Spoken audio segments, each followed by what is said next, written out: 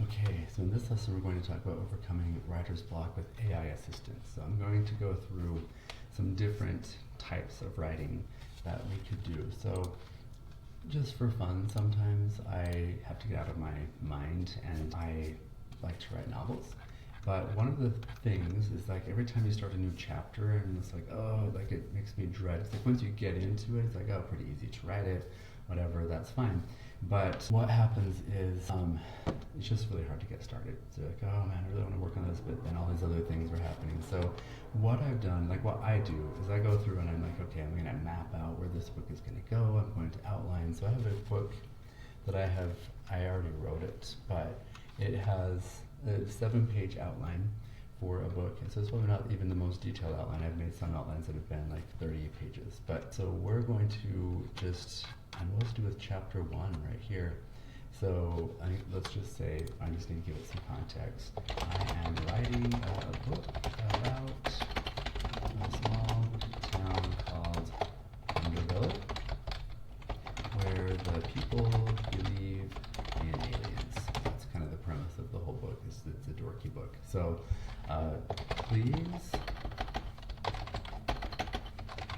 write vivid imagery. So it doesn't have any context for the other books I've written. So it's just going to give us its own imagery, but vivid imagery and let's see, well, let's say vivid imagery. So we'll just leave it right there. And so I have my bulleted list here. This is I wrote this like 7 years ago, but anyway, so here is that. And then we're going to see what it gives us. So they're waiting for the election results. I didn't say that they had a mayoral election, but that's fine. So the thing about this that's nice is it is going to give me a starting point. There's no way on earth I would ever use what this is going to give me, but it's like, okay, I can kind of get a feel for what's happening here. I don't like what it gave me. I could constrain it more by saying, hey, their last names are not these. It's actually a mayoral election. There was, it's like a really tough competition, blah, blah, blah. But the line at Wonderville's town hall snaked around the building, a rare sight that made Scott Mitchell's stomach knot with anticipation. The November wind whipped across the parking lot, carrying a scent of burning leaves and change. Above, the sky stretched vast and blue, the kind of sky that sparked 1,000 UFO sightings in the little corner of nowhere. You really think Lance has a shot? The woman behind him clutched a coffee thermos, her breath visible in the crisp morning air. Scott shrugged, adjusting his worn denim jacket.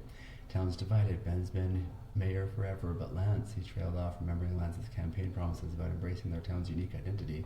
The alien tourism that had sprouted up like weeds through concrete cracks that had kept them afloat since the mine closed, whether they liked it or not. So anyway, it gave me a nice little thing. It's definitely not long enough for a chapter that I would be writing, but this guy right here, we're waiting for the election results. We get the election results. Ben wins by a landslide, despite the promise that Lance could possibly win. So it, took pieces of this kind of building up this anticipation. So it tells me I've woven together all the elements you provided into a cohesive narrative that establishes the central conflict between traditional business and alien tourism, while also introducing the game of gotcha as a metaphor for the town's larger struggles. The chapter builds tension through the election results and subsequent meeting, culminating in the nighttime confrontation that adds a personal stake to the larger story. So would you like me to adjust any particular? I could develop certain characters further, add more details about alien tourism, blah, blah, blah. So we have that night lying in bed. Oh, let's see. So just looking to see, they were somehow having a meeting and they decide to okay, let's see, I don't know. So they got into smaller, including an impromptu planning session for an annual town-wide game of gotcha, a massive water gun competition that had somehow survived even as traditional businesses failed. Scott signed up already strategizing, so it's putting in a game of gotcha. But anyway, so then we've got that. But now let's just pivot all the way, and we'll want to do a new chat because I don't want this alien business to be caught up in the middle of what we're going to be doing here. But let's actually just do a couple of things really quick. So I'm going to pull up, let's see, random rant proposal that I've written before. I'm just trying to find one that's going to be worthwhile. So let's plug in.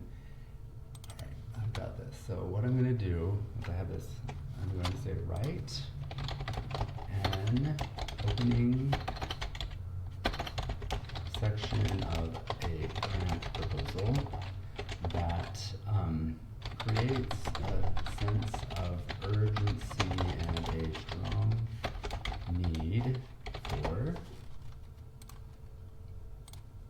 addressing the problem outlined in the listed text. The section should discuss. Okay, so I have an actual little outline of what I wanted that. So here we go. Control C, Control V, so I've got something right there. And the pasted text. So this might be too long of a prompt, I'm not sure. Let's try. So it's giving us pasted right there. We'll see if it's going to, it might say, you have too many words for this, but it doesn't look like it did. So this is going to be, extremely technical writing, and so sometimes it's really hard to get started with technical writing, but what I'm trying to show is two very different. We've got creative writing, helps us overcome a writer's block. It's like, well, I didn't really love what it gave me, but it gave me a starting point. And with this one, it's like, wow, I really hate writing this part. Like, you have to make it super punchy and everything, but we can say, the ubiquitous presence of microplastics in our environment has emerged as one of the most pressing public health challenges of our time, with mounting evidence suggesting these materials pose a significant threat to human reproductive health. While the visible accumulation of plastic waste in our ecosystems has long been recognized, the invisible threat of microplastics, microscopic particles resulting from plastic degradation, presents a more insidious danger to human fertility. So it actually gave me, within the, like it fit everything that I had asked it to cover here. To achieve our objectives, we have 3 specific aims. The transformative potential of this research lies in its ability to bridge critical gaps between material science and reproductive biology, potentially revolutioning our approach to plastic design and production. The expected outcomes include, I asked it to give me expected outcomes. So anyway, this is a really good starting point. I definitely won't use this, but it's very usable and it's a really good place to start. So that's that part.